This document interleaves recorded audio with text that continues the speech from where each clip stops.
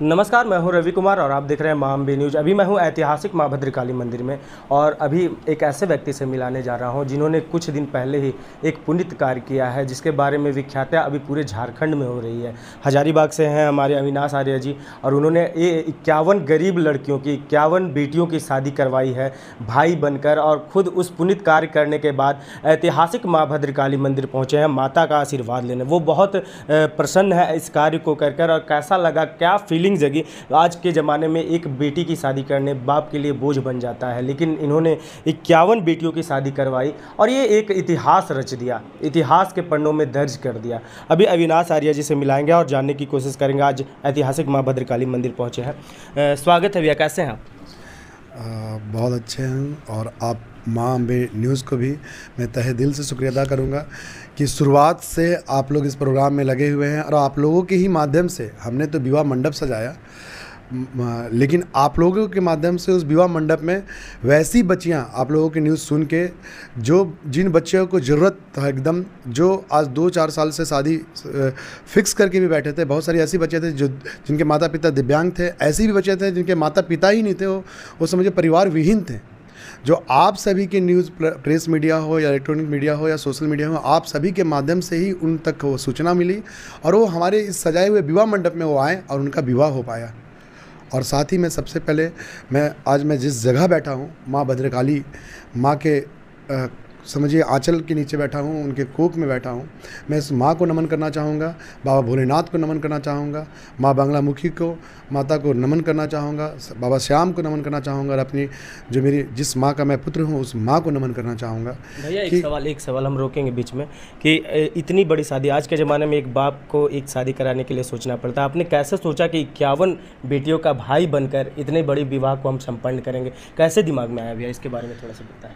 देखिए, मैं तो अभी बता ही रहा था, तब तक ले आपने क्वेश्चन किया, ये पूछा। मैं माँ का और बाबा का कृपा है और मैंने कुछ नहीं सोचा, बस हम एक माध्यम हो सकते हैं, आप एक माध्यम हो सकते हैं।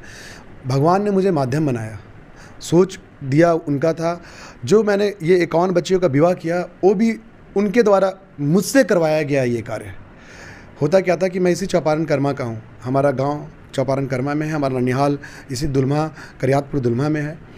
जब हमारा मैक्सिमम हमारा पूरा ख़ानदान ही यहाँ पे बसा हुआ है। जब हम आसपास गुजरते हैं, घूमते हैं, जाते थे तो हम देखते थे कि हमारे घर में बहुत सारी ऐसी बच्चियाँ हैं जिनके माता पिता नहीं हैं, या माता पिता हैं तो बड़ा हमारे यहाँ कुछ आप देखे होंगे व्यवस्था नहीं है, या फिर बहुत सारे पिता अभिभावक ऐसे हैं जो शराब के नशे में धुत रहते हैं और अनेकों तरह के कार्य हैं जिसकी वजह से घर में आर्थिक स्थिति बिल्कुल नाजुक है, जिसकी वजह से बेटियों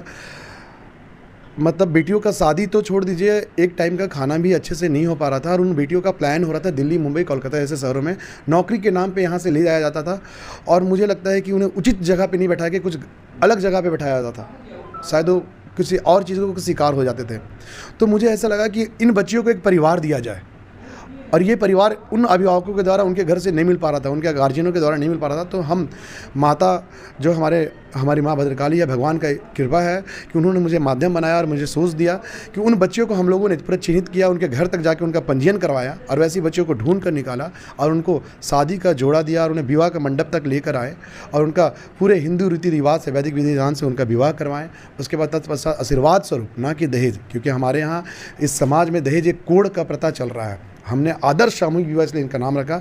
दहेज के बिना जो मूलभूत आवश्यकता है उन बेटियों का, एक पलंग, अलमीरा, बर्तन और शादी का जोड़ा, और एक जो बेटी का विदा किया जाता है तो बोला जाता है ना, उसका आंचल खाली नहीं जाने दिया जाता है। तो उसके आंचल में जो भी नगद राशि थी वो हम लोगों ने दे के आशीर्वाद स्वरूप भेंट करके उनकी विदाई की। बहुत अद्भुत था ये शादी, मैं खुद उसका गवाह बना हूँ। और सच बताता हूँ अविनाश भैया, मैं बार बार आपको दिल से दुआ दूंगा छोटा होने के बाद भी कि आपकी लंबी आयु हो और इस तरह के कार्य आप करते रहे। इन्होंने मनोकामना मंदिर का भी भव्य उद्घाटन कराया था, उसमें गुंजन सिंह देवी उस प्रोग्राम में पहुँचे थे और उसके बाद ये भव्य विवाह, आदर्श विवाह करवाया 51 बेटियों का। और साथ ही साथ अविनाश भैया का एक और अब सावन आने वाला है, सावन में एक और स्कीम गरीबों के लिए लेके आए हैं, जो गरीब दर्शन नहीं कर पाते हैं भोले बाबा का, और उनके मन में है कि हम दर्शन करेंगे भोले बाबा का, उसके बारे में भी कुछ लेकर आए हैं अविनाश भैया, वो भी जानने की कोशिश करेंगे। क्या है भैया वो बता दें थोड़ा।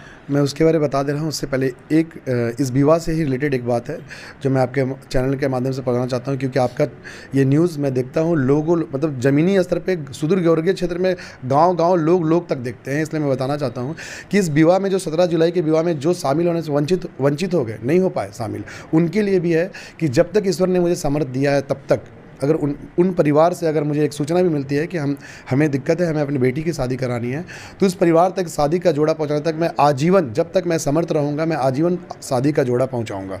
दूसरा, अभी आपने बोला सावन का भी 2 दिन, आज 18 तारीख हो रहा है, 19 तारीख हो रहा है, अभी 22 तारीख से सावन का महीना आने वाला है। हम देखते हैं कि हमारे यहाँ जैसे विवाह के बारे में होता है, उस तरह बहुत सारे लोग हैं जो बाबा भोलेनाथ की नगरी जाना चाहते हैं, क्योंकि सावन में हमारे यहाँ से सारे लोग बाबा भोलेनाथ के यहाँ जाते हैं, देवघर जाते हैं, बाबा बोलबम धाम जाते हैं। तो बहुत सारे वैसे लोग भी हैं जो बाबा बैद्यनाथ की नगरी नहीं जा पाते हैं, पैसे के अभाव में दिक्कत है, आर्थिक स्थिति उनकी ठीक नहीं है। उन लोगों के लिए भी मैं बताना चाहता हूं कि बाबा भोलेनाथ का एक दूत बनकर समझिए, कि मैं फिर से बता रहा हूं कि मैं अपने द्वारा कुछ नहीं कर रहा हूं, सब वो करवाया जा रहा है। उनका माध्यम, मैं सिर्फ उनका एक माध्यम हूँ, उनका दूत बनकर यहाँ से इस सावन महीने में एक रथ स्टार्ट करेंगे हम लोग, जो कावड़ यात्रा के नाम से होगा। कावड़ यात्रा निःशुल्क होगा।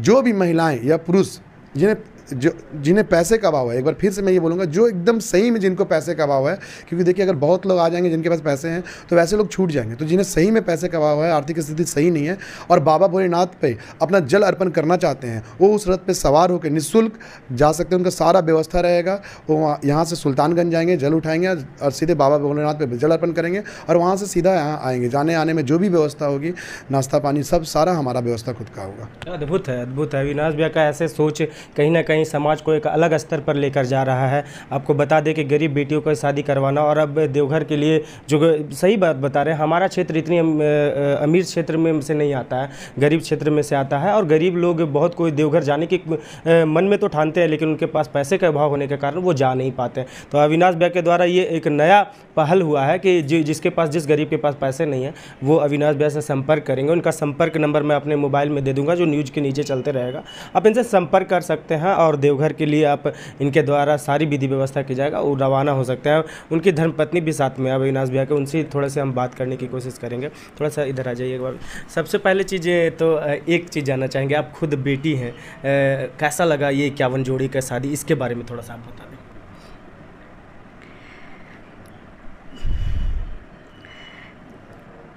भावुक क्षण है ये भावुक क्षण है। देखिए बेटी 51 बेटी का शादी हुआ और बेटी खुद है साथ में, इस वजह से इतना भावुक हो गई है वो 51 जोड़ों को विदा करके कि ये बोल भी नहीं पा रही है। चलिए अब अपने पति के बारे में बता, जो 51 जोड़ों का शादी करवाया, उनके ही बारे में कुछ बता दें आप।